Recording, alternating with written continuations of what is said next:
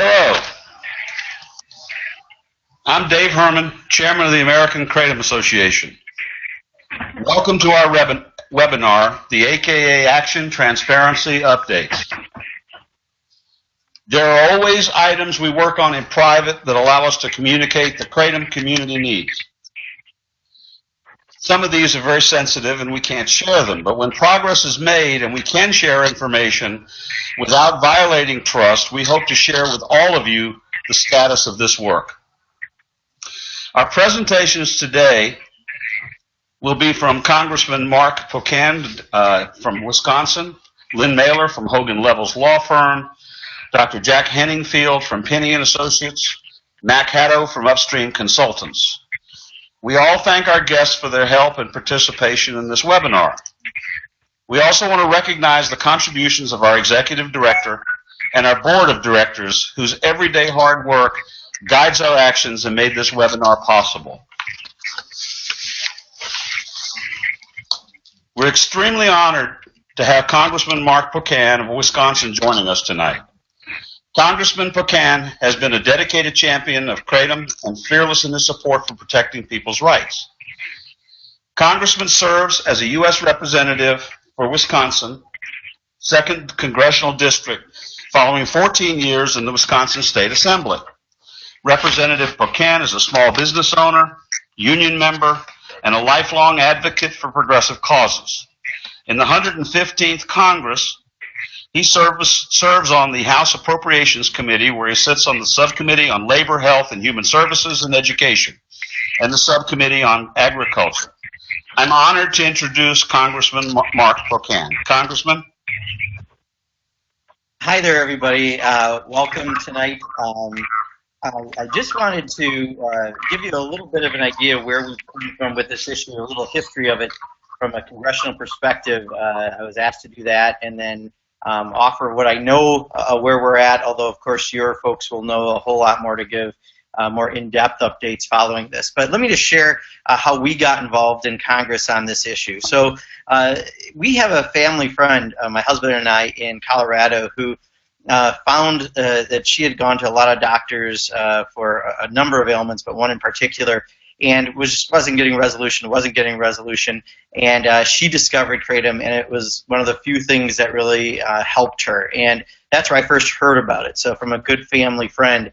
And when we heard that this ban was going on in place, we actually reached out to the American Kratom Association to say, hey, is there something we might do? Because often in Congress we do letters and we try to get members to have an agency look at something maybe a little differently than they're looking at it.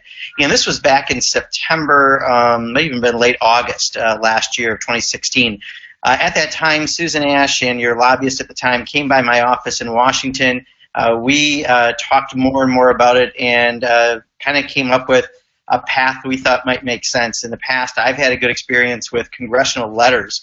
Let's face it, legislation doesn't pass a whole lot these days in Congress, but we do have letters. And I thought it was really important that if we were going to try to make sure the DEA wasn't going to expedite the scheduling of Kratom, which is what they were doing at the time, we should get this letter going. So I recommended to your lobbyist at the time that we should find a Republican. A bipartisan letter is always better, even though we had a Democratic president, we had a Republican Congress. Bipartisan is always good. And we wound up finding Matt Salmon, a representative from Arizona, to co-lead the letter. We circulated it, talked to some of our colleagues, and for a letter like this, I was very, very impressed with the turnout. Often you might have 15, 20 colleagues sign something. We actually got 50 colleagues, 50, 22 Republicans, 28 Democrats, so a really good bipartisan split that we sent a letter on September 30th of that year, and that I thought was really positive. On the Senate side, there also was a group of 11 senators who sent a letter, and that was led by Orrin Hatch from Utah, so a Republican in the Senate. So I thought, we approached it in the right direction, and we basically said, hey, you're doing this without, you're trying to schedule Kratom as a Schedule I drug. You're doing this really without any public comment whatsoever. At the time, the acting administrator of the DEA was Chuck Rosenberg, and we wanted to make sure that they did the right thing. So we put the letter out, and on October 13th, about trying to think from the date, it must have been about a couple weeks later, they announced that they were going to withdraw the expedited scheduling and that they would solicit public comments through the end of the year, through December. I believe it was the end of the year, but it was December 2016. And while that doesn't stop any future threats at that point to the DEA scheduling Kratom as a Schedule I, it was an important win at the time because at least we put a pause on it. We acknowledged that they needed to have information from the scientific community to understand what was going on, and they could more fully have the interaction between the DEA and the FDA because we were having some interaction problems with both of the agencies. Interestingly, my gut, and I'm not sure if this is, I can't say this is 100% certainty, but my gut told me what was going around this time was synthetic heroin was being sold in stores, and one of the elements that was brought into it was Kratom. So I think what happened is some over-ambitious and not necessarily scientifically minded folks decided that anything that was made up in a synthetic heroin must be bad. And I think that's how this whole process started. I can't say it definitively. They've never told us that. There were some reports of some people who died from other things, but happened to have Kratom in their system, very small number. But I'm quite sure it had something to do with the other, just from my interactions with agencies over the years. So now, we've had the public comment. We've been kind of waiting to see what's going to happen. Most recently, I now serve on the Appropriations Committee and on the Agriculture Subcommittee. We have oversight over the FDA, and we had the new FDA Commissioner, Scott Gottlieb, in, who I believe had been in for like 2 weeks.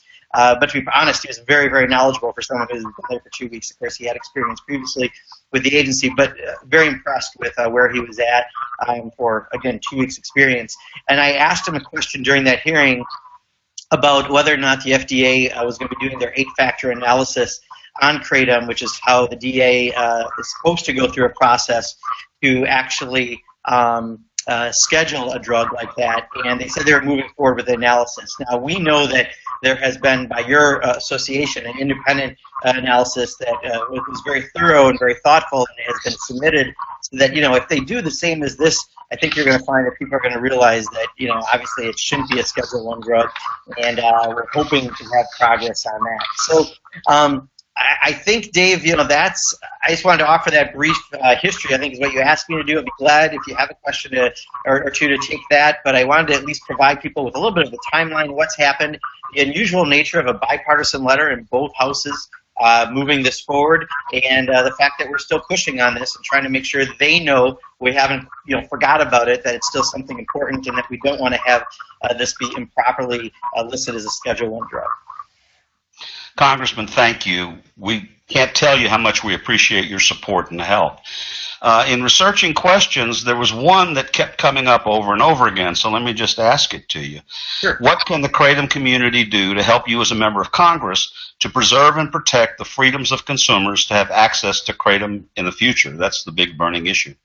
Sure. I'll tell you, more than ever, it's contacting your member of Congress and your senator.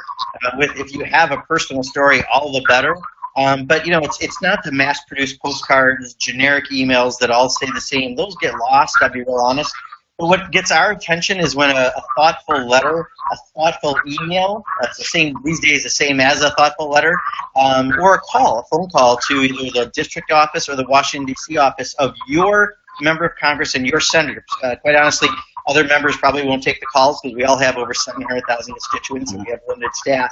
But if you make that call and just say, hey, look, we're still watching this issue. We hope you will too. Maybe you could reach out to the DEA or the FDA would probably be the right person at this point.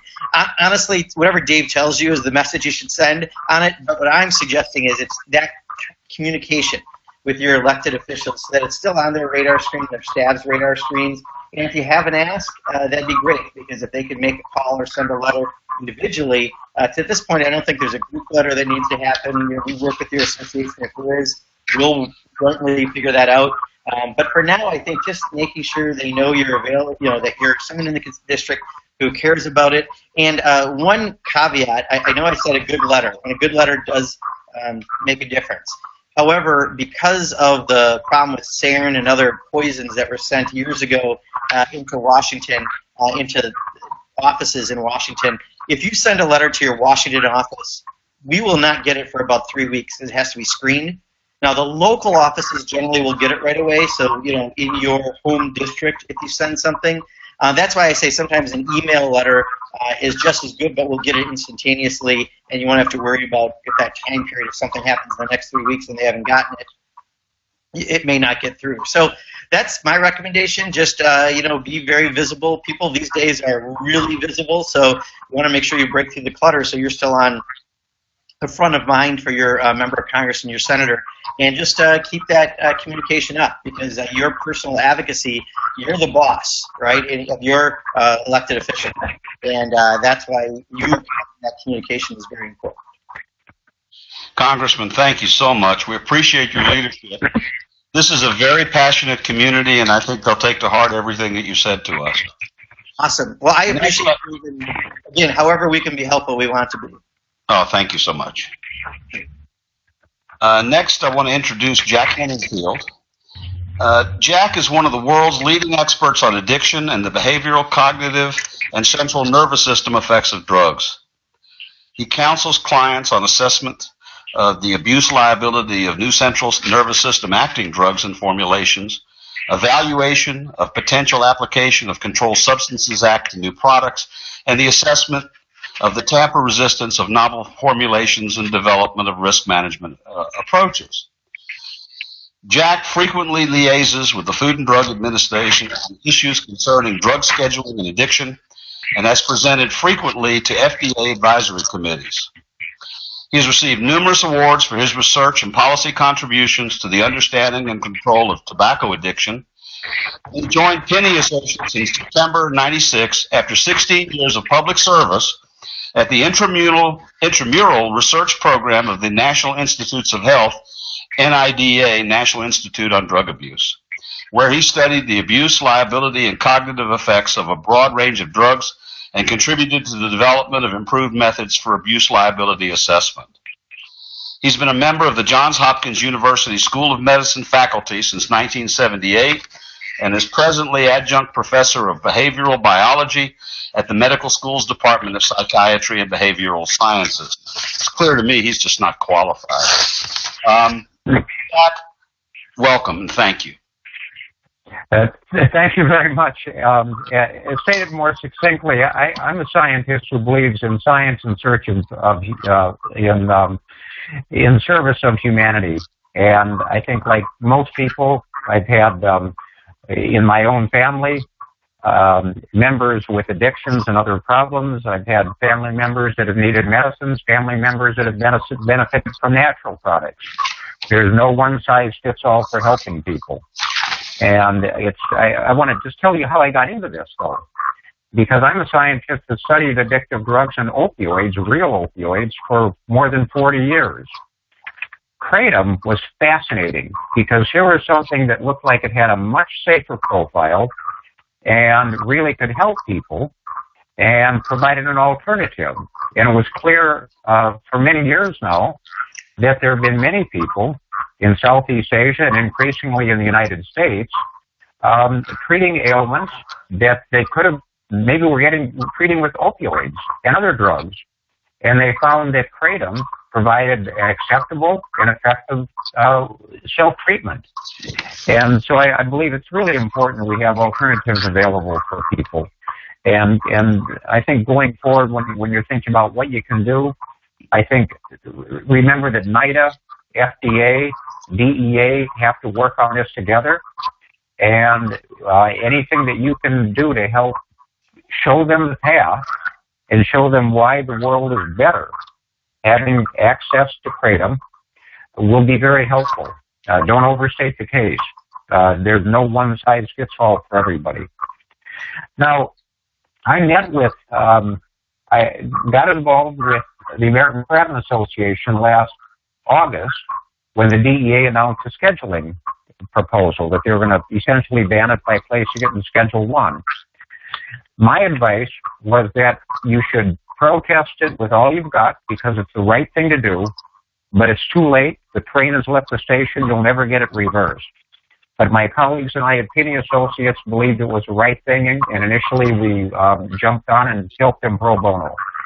thanks to support of a lot of people out there, maybe some of you on this call, they have the support, they have the funding to bring on the amazing team at Hogan, Lovells, and you're going to hear from Lynn a little bit later, and our team, and they help change, make history when DEA actually reversed itself and at least temporarily stated its proposal. Where things are now is that the cloud still hangs overhead. So we have an opening, and we've got to take advantage of it. We met, meaning myself and representatives from the American Kratom Association with the National Institute on Drug Abuse and the Drug Enforcement Administration. I emphasize the science. I discuss kratom in the big picture of the opioid crisis. And remember, that's something that's actually killing more than 90 people per day, and we have yet to document a true kratom poisoning death. As I've emphasized to them, not finding it doesn't mean it hasn't happened and will never happen, but it means that the signal is very low. It means that kratom is not a public health emergency. The other thing I emphasize is that there are now 3 different surveys that indicate that most people using kratom are using it for some benefits. They're not using it to get high, and they're not suffering problems with it. And some percentage of people, we don't know what the percentage is, but some percentage of kratom consumers are using it as alternatives to opioids. Either they were treating their pain with opioid and didn't like that, and were concerned about addiction, and they were pleased to find something that was satisfactory and an acceptable alternative. Or in some cases, they had problems with opioid abuse and addiction. And they found, as millions of people have found in Southeast Asia, that this can be an effective way for many people to break the opioid addiction and stay off. And so I emphasize that right now we do not have documented a public health emergency that warrants emergency scheduling and banning of kratom. But I emphasize if kratom is banned, we could create a public health emergency. I said in that case, we drive many people back to opioids, licit and illicit. And what is really scary is people, maybe like some of you, who say, you know what, I don't want to get back to opioids. I'm going to find kratom. Well, the black market then rushes in to fill the void of the lawful market. And the black market is very scary. The black market is a market. They're competitive. They may offer you kratom that they say is even better than the one you've been getting. Maybe it's kratom they lace with fentanyl. That's scary, and it's a real concern. I'm convinced that the National Institute on Drug Abuse, the Drug Enforcement Administration, and the Food and Drug Administration are taking these issues very seriously. I'm also working with them on the real opioid crisis. They're taking that very seriously. One of the questions they have to be considering is the following. Is kratom part of the opioid problem, or is it possibly part of the solution? And at this point, we have no evidence that kratom is part of the problem. And I believe that NIDA looked at its surveys, the same surveys I looked at in our 8-factor analysis, and probably found the same thing that we did, which is there is no looming health emergency associated with kratom. They likely found what we also did in the surveys, which is that if you ban it, you will drive people back to opioids and or to the illicit kratom market, which will surely emerge. And that will not likely be the market that we now have available. The other thing I emphasize is that the American Kratom Association and others support balanced regulation. Regulation that does not ban kratom or overly restrict it, but regulation that helps make sure that people get what they pay for, that their products are not adulterated, and that they're pure, that they're labeled and packaged appropriately. All of that is possible if it's regulated as an appropriate dietary substance, or even like coffee for that matter. there are many products that provide great models for kratom regulation. But if it's banned, none of those potential protections are possible. Then the only thing we can do is pray that the black market won't do what it always does. So those were some of my main messages, and they were supported by the science that we got together in our extensive 8-factor analysis document that is on the internet. I emphasize that the various surveys that have not documented kratom problems do not mean that there are no kratom problems. It means that the kratom problems are a very small signal, and we want to keep it a small signal.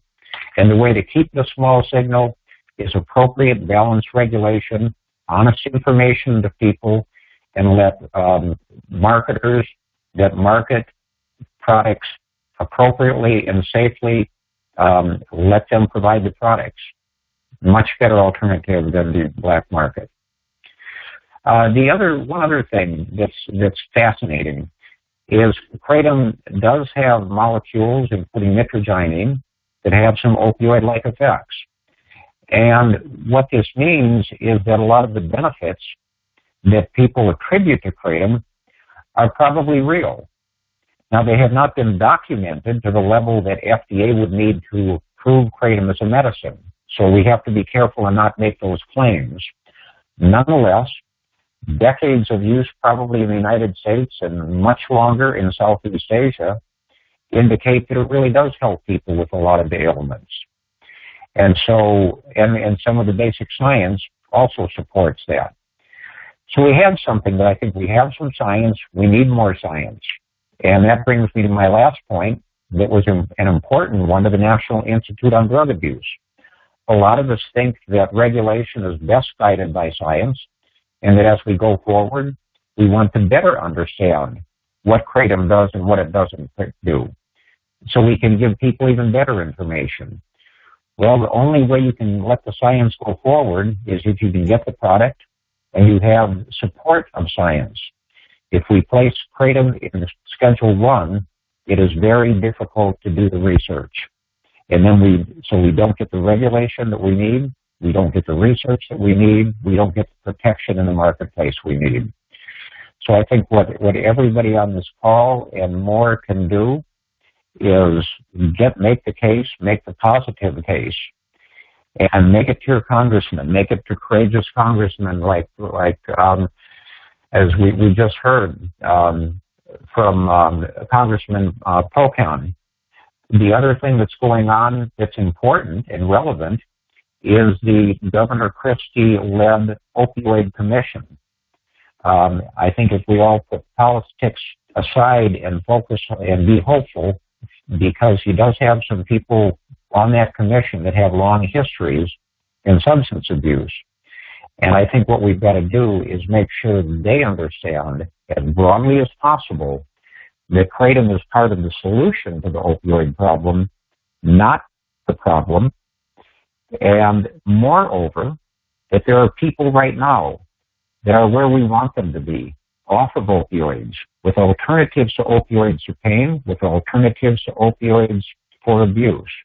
We don't want to drive them back. So those are my main messages that I carry forward. I hope, I pray, and I believe that NIDA, FDA, and DEA are really trying to find the right path, and I think if we all work together, we can help them do that. Dr. Henningfield, thank you. Your science and your work give all of us hope.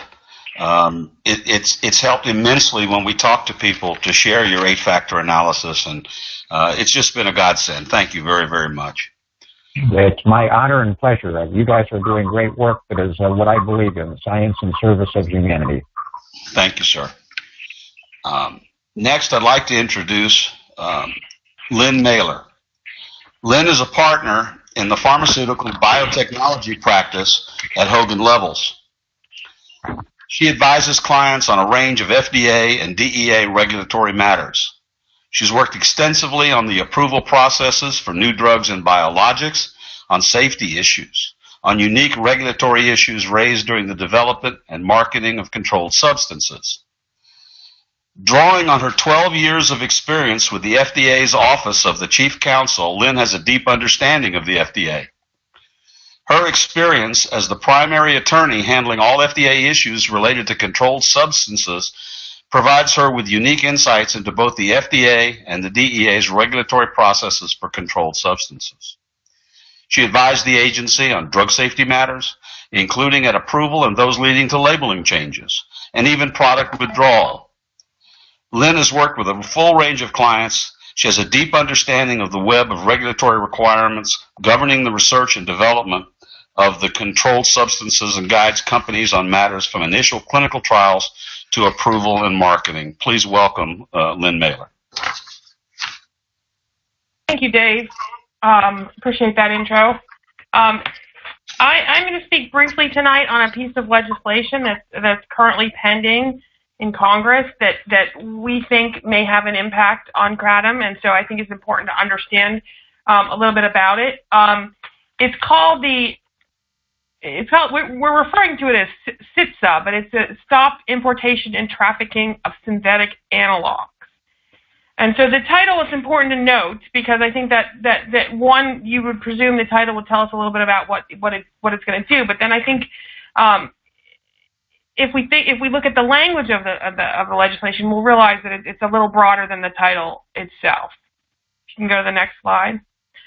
So we know well, because we were all through this, that under the current Controlled Substances Act, DEA has ample authority to immediately control substances with a high potential for abuse and no accepted medical use.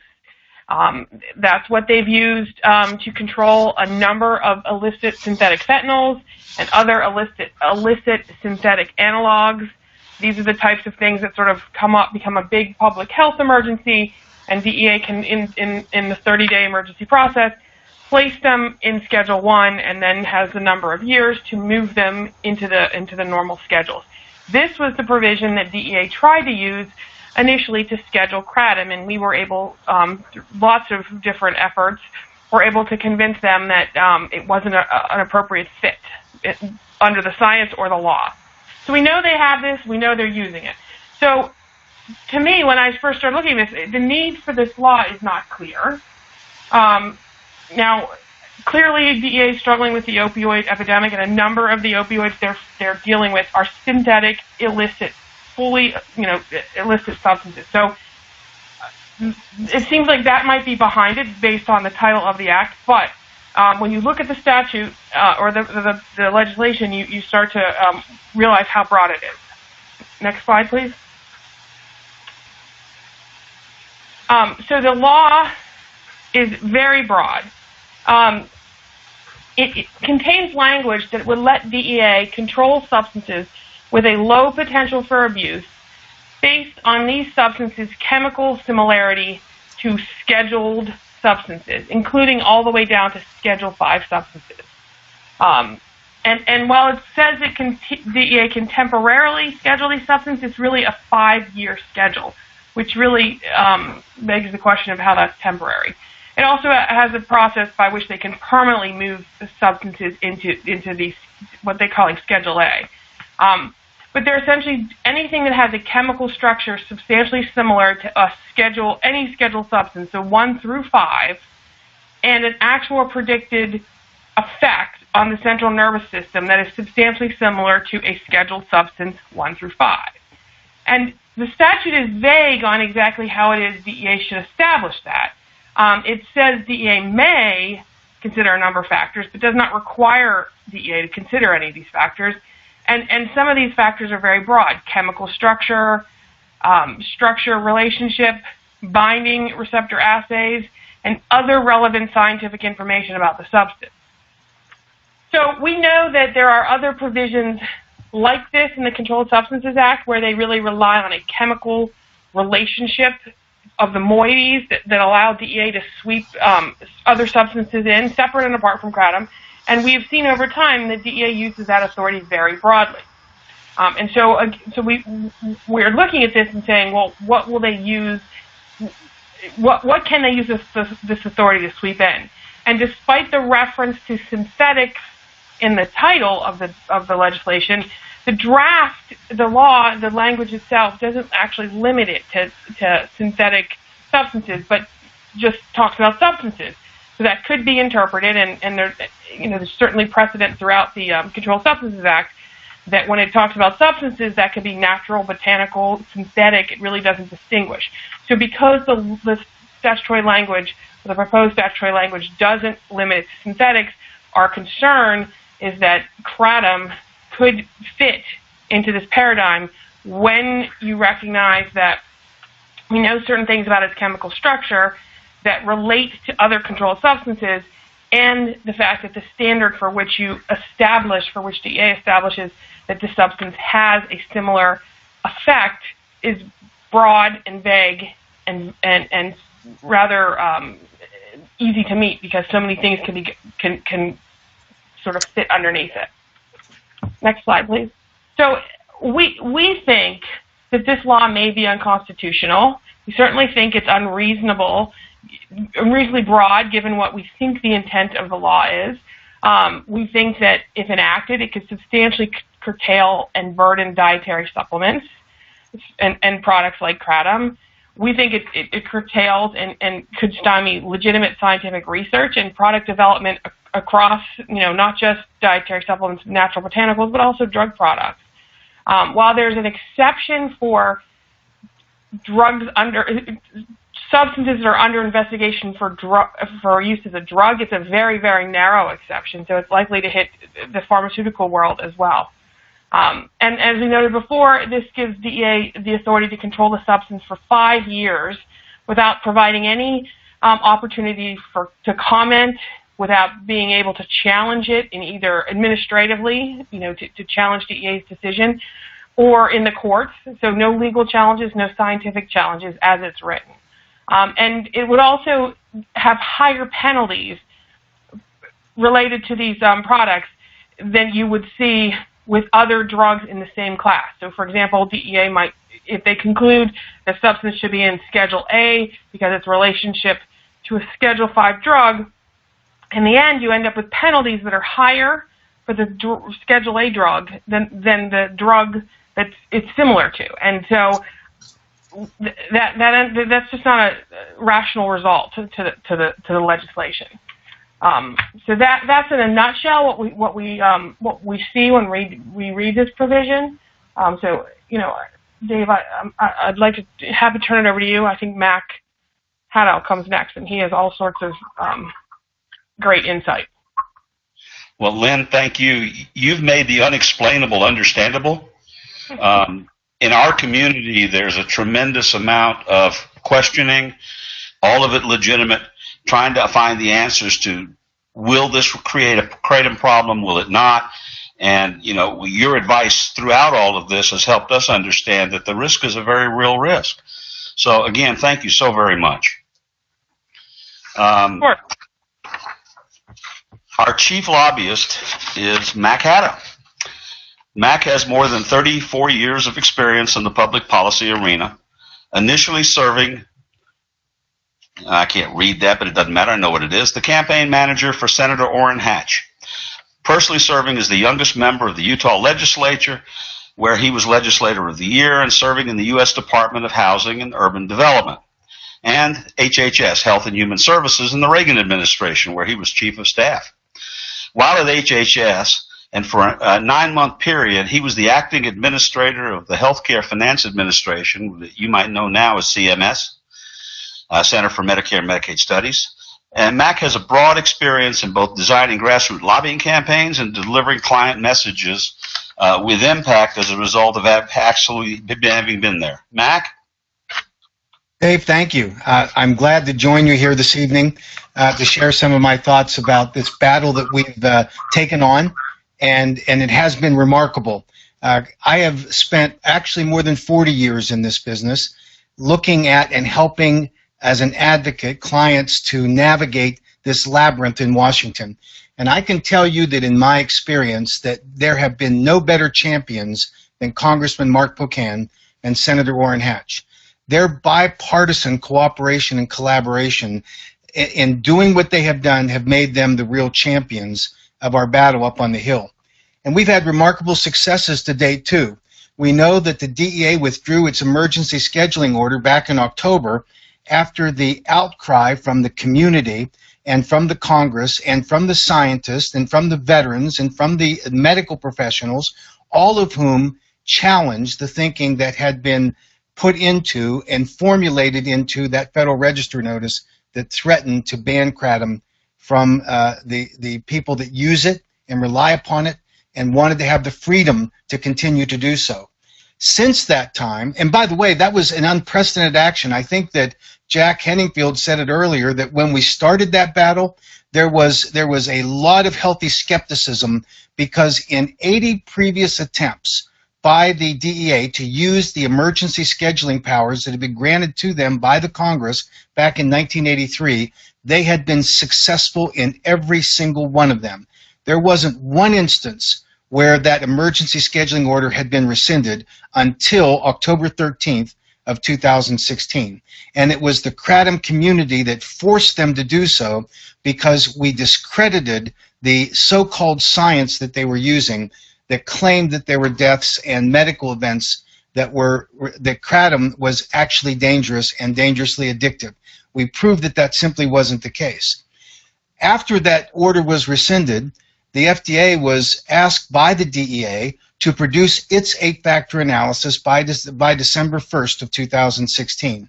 Here we sit today at the end of June in 2017, and the FDA has not done so. In a hearing that was held, an oversight hearing that Congressman Pocan referenced, he asked the new FDA commissioner, Dr. Gottlieb, what the status of that 8-factor analysis was. And Dr. Gottlieb, who was aware that the question was going to be asked in advance, only could say that it's still under consideration at the FDA. And the reason that it's so difficult for them to follow through with this 8-factor analysis is that the American Kratom Association commissioned Dr. Henningfield to do his own 8-factor analysis, and he used the very same literature and scientific research to base his 8-factor analysis that mirrors what the FDA has to do. And so if the FDA were to produce an 8-factor analysis today, they would have to, in some fashion, discredit what Dr. Henningfield did, but they can't, because that information is the public record that they have to use, and it was Dr. Henningfield's conclusion that there is no dangerous level of addiction and that kratom is safe for consumer consumption as properly regulated under the Dietary Supplement Act. It is not a drug, and that's what the FDA and DEA tried to make it into. Since then, we've gone through a very difficult legislative season that started with the state legislatures that started in January. We saw that in Florida, in New York, in West Virginia, Maine, Utah, and Oregon, we had various efforts to ban or to schedule kratom into a controlled substance position where it would be unavailable to consumers. We won in every state, with the exception of Oregon, where it's still pending, but the Oregon proposal was to study whether or not kratom should be, and we produced for them Dr. Henningfield's 8-factor analysis, and we've been told by the committee chairman that are overseeing that legislative pathway that satisfies the requirement, and they see no reason to proceed with that legislation. So we have, in effect, one in 6 states. That's largely because of the kratom community that unified behind this effort in order to make certain that state legislatures weren't going to be duped by the information, the false information that was coming out of the DEA. With the current legislation sponsored by Representative Katko in the House and Senators Feinstein and Grassley, there is a real controversy that's swirled within our own community and among some up in the Senate and the House as to whether or not this legislation would actually cover kratom. That analysis that was provided to you by Lynn clearly showed that there are big holes in this legislation that would allow the DEA to take advantage of the statutory authority granted to them under CITSA to schedule kratom into Schedule A. And that Schedule A is a dangerous place to be. And I'll describe that in just a second.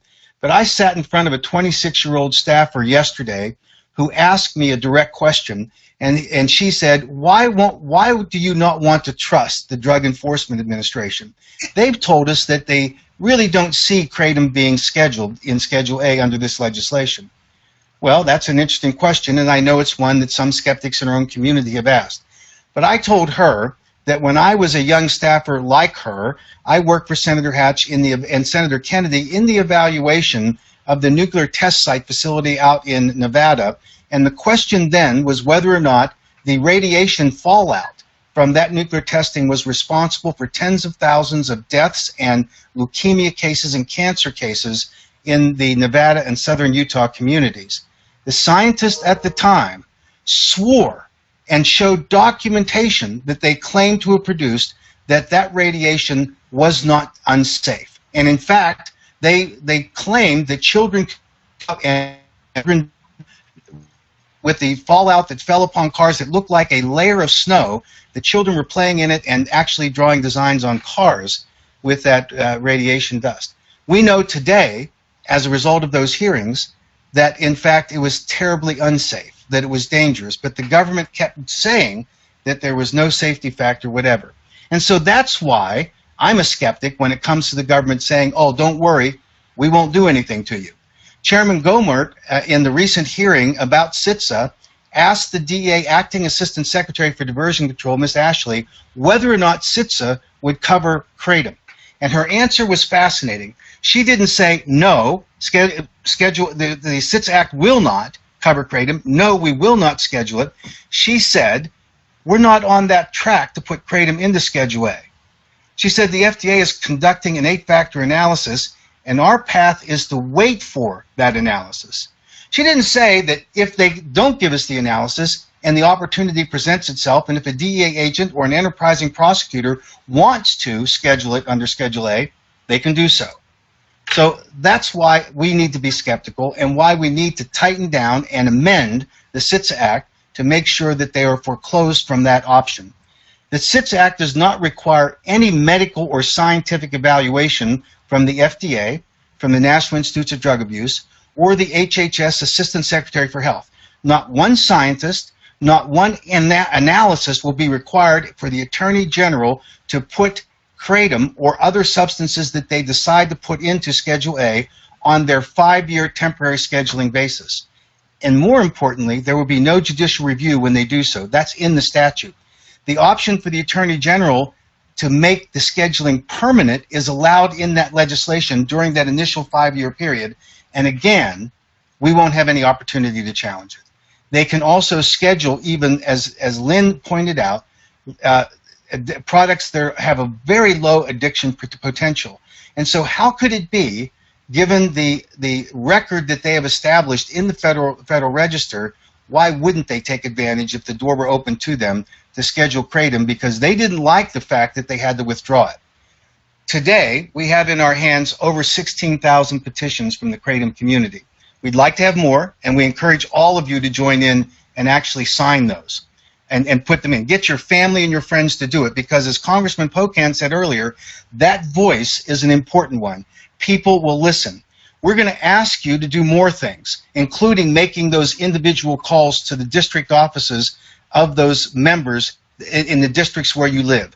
Those are voices that need to be heard by these members once we determine who the key people will be.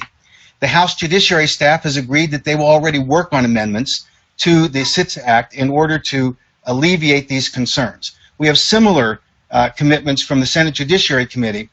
Senator Grassley's staff said they're willing to discuss these amendments because they can see that they do in fact pose a threat. And just yesterday I learned that Senator Feinstein, her staff was very upset with the number of calls that they were getting from the kratom community because all of you responded and started making those calls. They were a little upset, but now they're willing to talk as well. Our timeline for this is that we need to slow this down so that it doesn't get railroaded through. The DEA has asked, and the Attorney General has asked the Congress to put this on the fast track because they claim they need this scheduling authority in order to interdict all the fentanyls that are out there. And we understand that. And we're supportive of them being able to interdict legitimate synthetic products that are killing people. But it should not be done in an irresponsible fashion, and I think that's where Our challenge is to make sure that we let them look closely at this and find the right kinds of amendments that will tighten this law up. Why don't we just trust the FDA and the DEA? Those were the people that said that there were 30 deaths associated with the consumption of kratom. That was discredited. They said that there were hundreds and hundreds of serious adverse medical events that were documented by the Poison Control Center data, and we found that was untrue. They said that kratom gives you a high that is equivalent to opioids, and we know that isn't true. The science disputed it and proved it was untrue. They said that kratom is a drug, and it is not. It is a natural botanical. The DEA doesn't today list tobacco or alcohol, and yet they talk about kratom as being somehow dangerously addictive.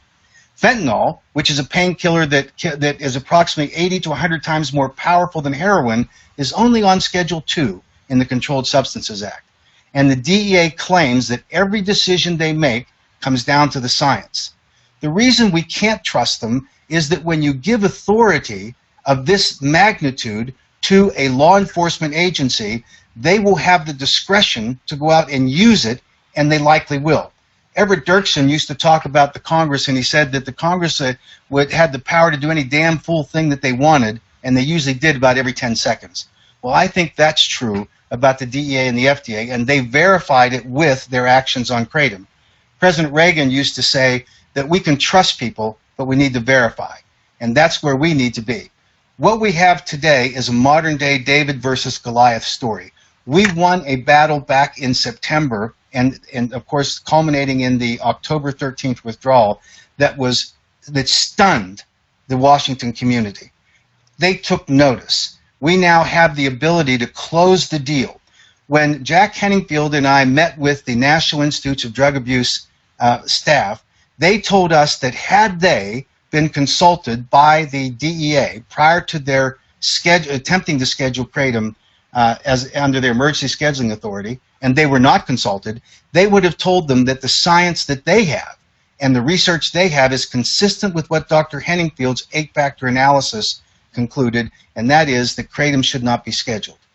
In the next go-round, when the FDA comes back with their 8-factor analysis, if they do, and if they attempt to recommend scheduling of kratom, statutorily, they have to seek the advice and cooperation and approval of NIDA.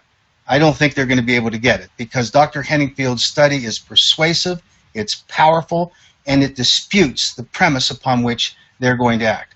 There's no question that we sit here today having reached and achieved these successes because of the kratom community, because all of you out there, and I can tell you that as in my experience with advocacy efforts, there hasn't been a stronger voice, there hasn't been a more unified voice in any effort than what I saw with this group. And so I'm honored to work with Dave and with Pete and with all of you to carry that message as best I can, and I can only report on it and amplify it a little because your voices drowned out the opposition, and I salute you for it, and I'm looking forward to continuing this battle so that we can not only win against CITSA, we can force the FDA to affirmatively say that kratom should not be, in fact, scheduled, and then we can go back to those 6 states where it's currently not available to consumers, and we can get those state laws rescinded as well, because at the bottom line, consumers have the right to have the freedom to make their own choices about their health and well-being with safe botanical products, and that's what kratom is.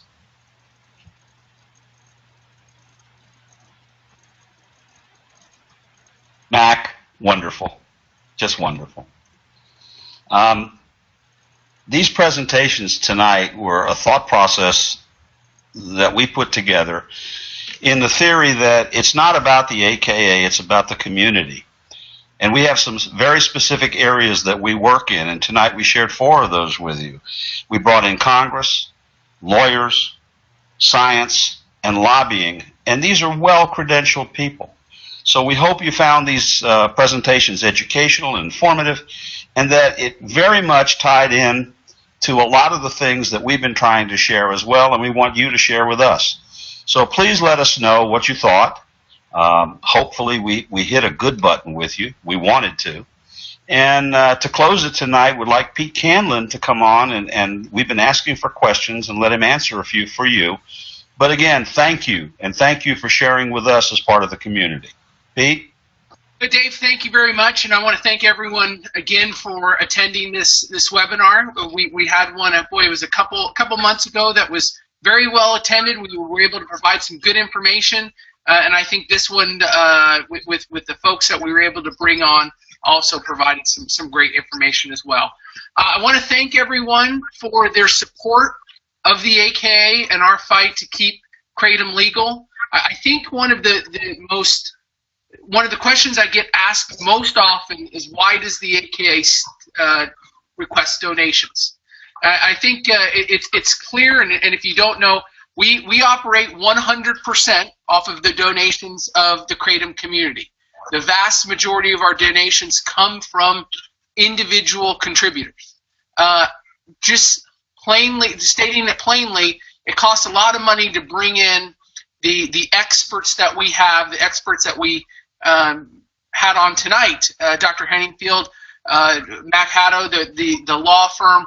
These are good folks that we want to keep with us on our team. So please consider donating at, I have the link on the screen, at americankratom.org/donate. Another question that I have is, well, you get these donations, how can I find out how the donations are spent? Our 990s, our tax returns, are available upon request. You can go to our website, americankratom.org. You can contact me directly, and I can provide that information to you. There were a lot of other questions that I received that requested a lot more detail, and I think instead of talking about those questions tonight, I'll answer those back individually. But I just wanted to thank everyone again. Dave, thank you for leading this meeting, and I appreciate everyone enjoying this fight as we protect Kratom. Thank you, Pete, and thank you all. We hope to talk to you again very soon.